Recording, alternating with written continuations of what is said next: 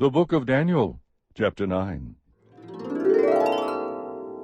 In the first year of Darius the son of Ahasuerus, of Median descent, who was made king over the kingdom of the Chaldeans, in the first year of his reign, I, Daniel, observed in the books the number of the years which was revealed as the word of the Lord to Jeremiah the prophet for the completion of the desolation of Jerusalem, namely 70 years. So I gave my attention to the Lord God to seek him by prayer and supplications with fasting, sackcloth, and ashes. I prayed to the Lord my God, and confessed, and said, Alas, O Lord, the great and awesome God, who keeps his covenant and loving kindness for those who love him and keep his commandments, we have sinned, committed iniquity, acted wickedly, and rebelled, even turning aside from your commandments and ordinances. Moreover, we have not listened to your servants the prophets, who spoke in your name to our kings, our princes, our fathers, and all the people of the land. Righteousness belongs to you, O Lord, but to us open shame, as it is this day, to the men of Judah, the inhabitants of Jerusalem, and all Israel, those who are nearby, and those who are far away in all the countries to which you have driven them, because of their unfaithful deeds which they have committed against you. Open shame belongs to us, O Lord, to our kings, our princes, and our fathers, because we have sinned against you. To the Lord our God belong compassion and forgiveness, for we have rebelled against him, nor have we obeyed the voice of the Lord our God to walk in his teachings which he set before us through his servants the prophets. Indeed, all Israel has transgressed your law and turned aside, not obeying your voice. So the curse has been poured out on us, along with the oath which is written in the law of Moses, the servant of God, for we have sinned against him. Thus he has confirmed his words which he had spoken against us and against our rulers who ruled us, to bring on us great calamity. For unto the whole heaven there has not been done anything like was done to Jerusalem.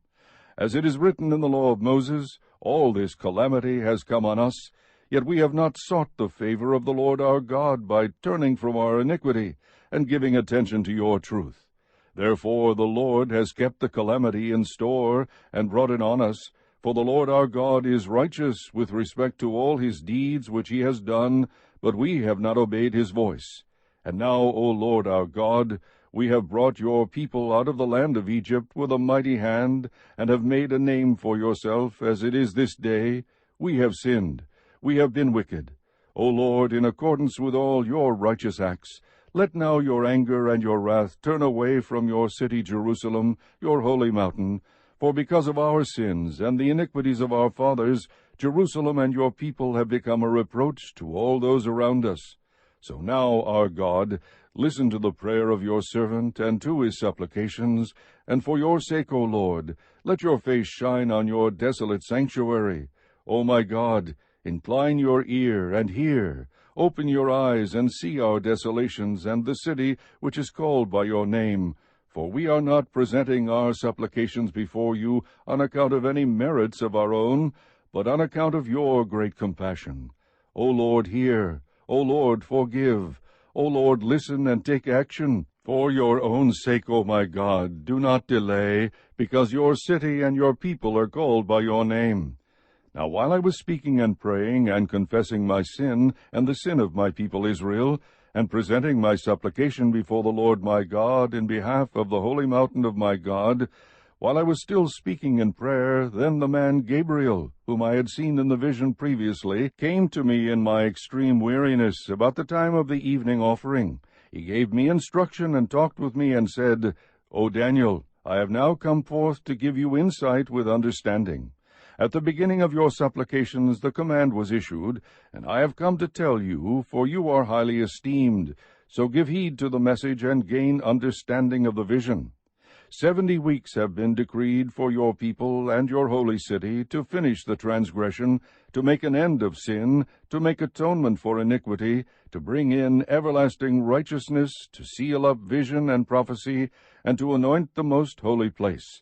So you are to know and discern that from the issuing of a decree to restore and rebuild Jerusalem until Messiah the Prince there will be 7 weeks and 62 weeks. It will be built again with plaza and moat, even in times of distress. Then after the 62 weeks the Messiah will be cut off, and have nothing, and the people of the prince who is to come will destroy the city and the sanctuary, and its end will come with a flood. Even to the end there will be war, desolations are determined. And he will make a firm covenant with the many for 1 week, but in the middle of the week he will put a stop to sacrifice and grain offering, and on the wing of abominations will come one who makes desolate, even until a complete destruction, one that is decreed, is poured out on the one who makes desolate. Chapter 10. In the 3rd year of Cyrus, king of Persia, a message was revealed to Daniel, who was named Belteshazzar, and the message was true and one of great conflict, but he understood the message and had an understanding of the vision. In those days I, Daniel, had been mourning for 3 entire weeks. I did not eat any tasty food, nor did meat or wine enter my mouth, nor did I use any ointment at all until the entire 3 weeks were completed.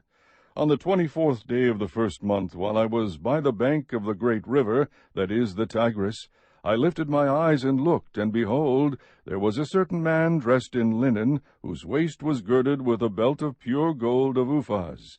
His body also was like beryl, his face had the appearance of lightning, his eyes were like flaming torches, his arms and feet like the gleam of polished bronze, and the sound of his words like the sound of a tumult. Now I, Daniel, alone saw the vision, while the men who were with me did not see the vision. Nevertheless, a great dread fell on them, and they ran away to hide themselves. So I was left alone, and saw this great vision. Yet no strength was left in me, for my natural color turned to a deathly pallor, and I retained no strength. But I heard the sound of his words, and as soon as I heard the sound of his words, I fell into a deep sleep on my face, with my face to the ground. Then behold, a hand touched me, and set me trembling on my hands and knees.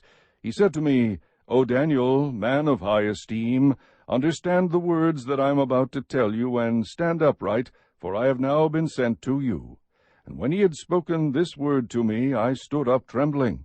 Then he said to me, Do not be afraid, Daniel, for from the first day that you set your heart on understanding this, and on humbling yourself before your God, your words were heard, and I have come in response to your words. But the prince of the kingdom of Persia was withstanding me for 21 days. Then behold, Michael, one of the chief princes, came to help me, for I had been left there with the kings of Persia.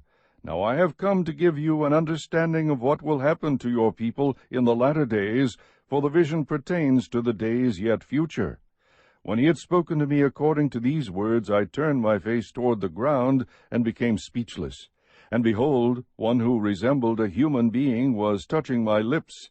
Then I opened my mouth and spoke, and said to him who was standing before me, O my Lord, as a result of the vision, anguish has come upon me, and I have retained no strength. For how can such a servant of my Lord talk with such as my Lord?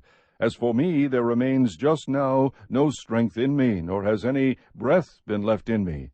Then this one with human appearance touched me again and strengthened me. He said, O man of high esteem, do not be afraid. Peace be with you. Take courage and be courageous. Now as soon as he spoke to me, I received strength, and said, May my Lord speak, for you have strengthened me. Then he said, Do you understand why I came to you?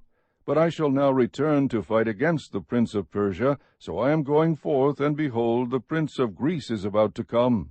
However, I will tell you what is inscribed in the writing of truth.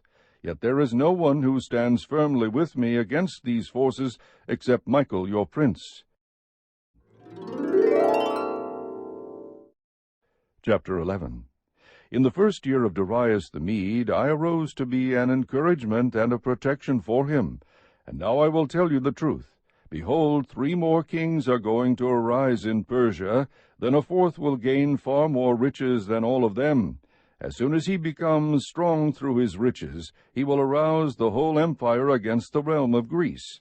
And a mighty king will arise, and he will rule with great authority and do as he pleases. But as soon as he has arisen, his kingdom will be broken up and parceled out toward the 4 points of the compass, though not to his own descendants, nor according to his authority which he wielded, for his sovereignty will be uprooted and given to others besides them. Then the king of the south will grow strong, along with one of his princes, who will gain ascendancy over him and obtain dominion. His dominion will be a great dominion indeed. After some years they will form an alliance, and the daughter of the king of the south will come to the king of the north to carry out a peaceful arrangement. But she will not retain her position of power, nor will he remain with his power, but she will be given up, along with those who brought her in, and the one who sired her, as well as he who supported her in those times. But one of the descendants of her line will arise in his place, and he will come against their army, and enter the fortress of the king of the north, and he will deal with them and display great strength. Also their gods with their metal images and their precious vessels of silver and gold he will take into captivity to Egypt, and he on his part will refrain from attacking the king of the north for some years. Then the latter will enter the realm of the king of the south, but will return to his own land. His sons will mobilize and assemble a multitude of great forces, and one of them will keep on coming and overflow and pass through, that he may again wage war up to his very fortress. The king of the south will be enraged, and go forth and fight with the king of the north. Then the latter will raise a great multitude, but that multitude will be given into the hand of the former. When the multitude is carried away, his heart will be lifted up, and he will cause tens of thousands to fall, yet he will not prevail. For the king of the north will again raise a greater multitude than the former, and after an interval of some years he will press on with a great army and much equipment. Now in those times many will rise up against the king of the south. The violent ones among your people will also lift themselves up in order to fulfill the vision, but they will fall down. Then the king of the north will come, cast up a siege ramp, and capture a well-fortified city, and the forces of the south will not stand their ground, not even their choicest troops, for there will be no strength to make a stand. But he who comes against him will do as he pleases, and no one will be able to withstand him. He will also stay for a time in the beautiful land, with destruction in his hand. He will set his face to come with the power of his whole kingdom, bringing with him a proposal of peace which he will put into effect. He will also give him the daughter of women to ruin it. But she will not take a stand for him or be on his side. Then he will turn his face to the coastlands and capture many. But a commander will put a stop to his scorn against him. Moreover, he will repay him for his scorn. So he will turn his face toward the fortresses of his own land, but he will stumble and fall and be found no more. Then in his place one will arise who will send an oppressor through the jewel of his kingdom. Yet within a few days he will be shattered, though not in anger nor in battle. In his place a despicable person will arise, on whom the honor of kingship has not been conferred, but he will come in a time of tranquility and seize the kingdom by intrigue.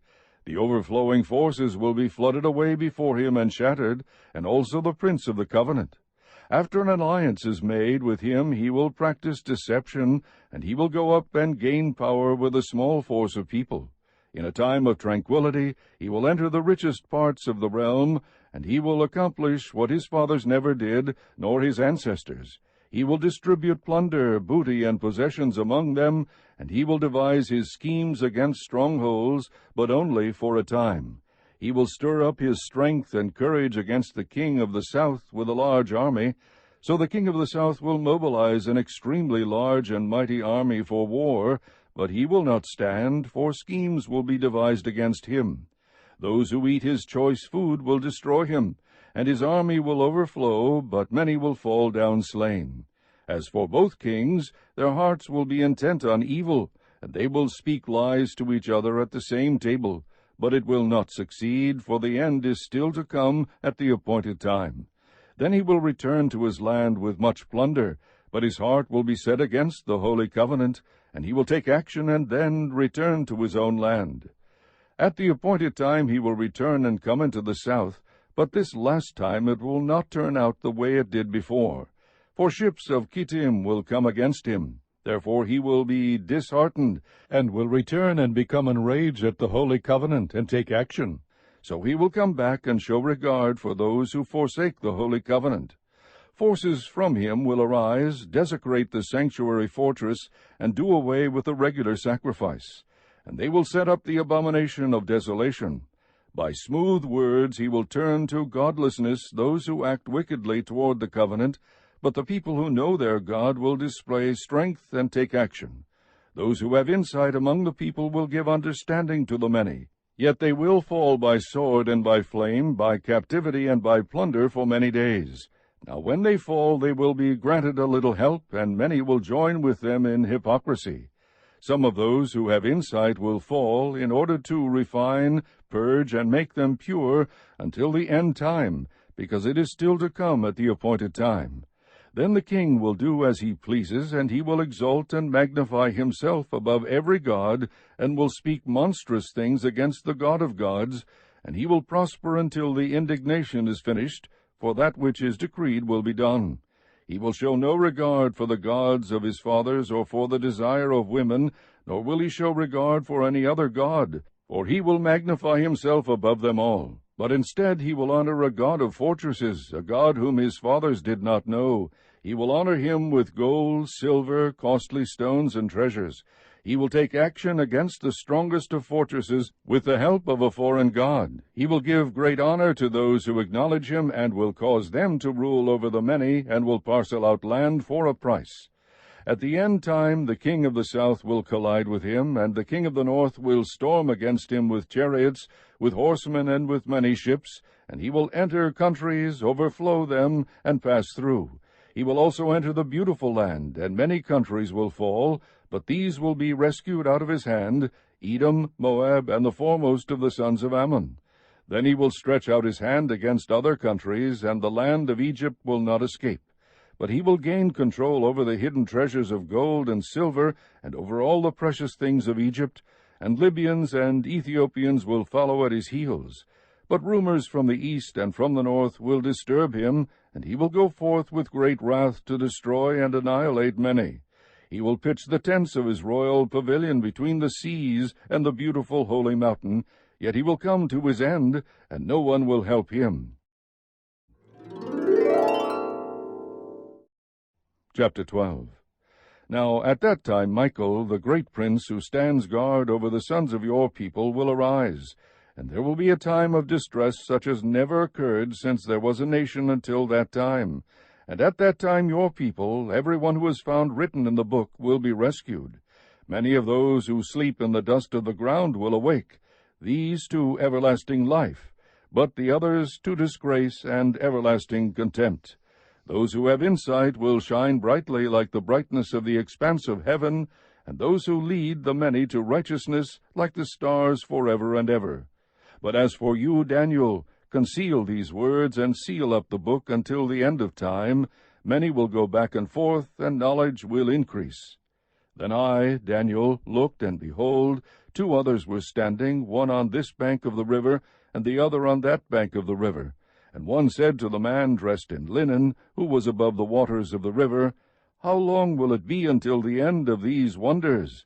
I heard the man dressed in linen, who was above the waters of the river, as he raised his right hand and his left toward heaven, and swore by him who lives forever, that it would be for a time, times, and half a time, and as soon as they finished shattering the power of the holy people, all these events will be completed. As for me, I heard but could not understand, so I said, My Lord, what will be the outcome of these events? He said, Go your way, Daniel, for these words are concealed and sealed up until the end time. Many will be purged, purified, and refined, but the wicked will act wickedly, and none of the wicked will understand, but those who have insight will understand. From the time that the regular sacrifice is abolished, and the abomination of desolation is set up, there will be 1290 days. How blessed is he who keeps waiting and attains to the 1335 days! But as for you, go your way to the end. Then you will enter into rest and rise again for your allotted portion at the end of the age.